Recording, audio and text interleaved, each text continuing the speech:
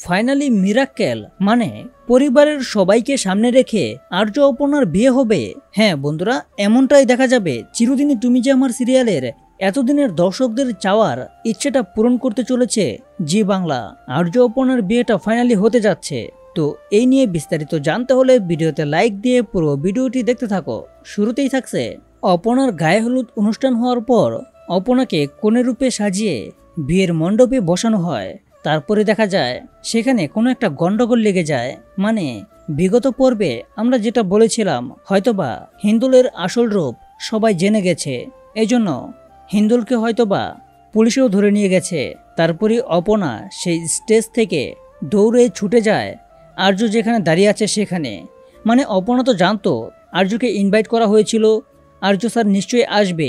সেই আশায় আর্য স্যার যেখানে দাঁড়িয়ে থাকার কথা ছিল সেখানেই অপর্ণা চলে যায় এবং আর্যর সামনে গিয়েই আর্যকে জড়িয়ে ধরে বলতে থাকে, স্যার আমি এসে গেছি, আমি সব বাধা বিপত্তি কাটিয়ে আপনার কাছে চলে এসেছি, আপনি নিয়ে চলুন, এখন আমাকে নিয়ে বিয়ে করে ফেলুন, আর কোনো বাধা নেই। তারপরে দেখা যায় আর্য খুশি হয়ে অপর্ণাকে আবারও জড়িয়ে ধরে এবং তার গাড়িতে বসিয়ে সেই বিয়ের মণ্ডপে নিয়ে আসে। তারপর অপর্ণা তাকে যখন আবার প্রশ্ন করে, স্যার এটা আপনি কোথায় নিয়ে এলেন?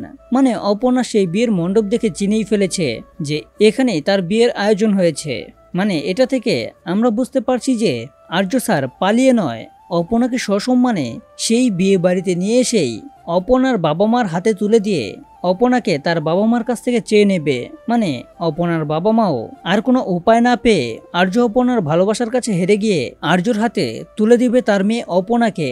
এবং জমকালো আয়োজনে বিশাল অনুষ্ঠান করে অনেক মানুষ ইনভাইট করে আর্য এবং অপর্ণার রাজকীয়ভাবে বিয়েটা হবে। তো বন্ধুরা, আমার মতো তোমাদেরও যার এমনটা মনে হচ্ছে তারা এখনই কমেন্ট করো। আর এরকম নিত্য নতুন সিরিয়ালের আপডেট পেতে এখনই চ্যানেলটা সাবস্ক্রাইব করো।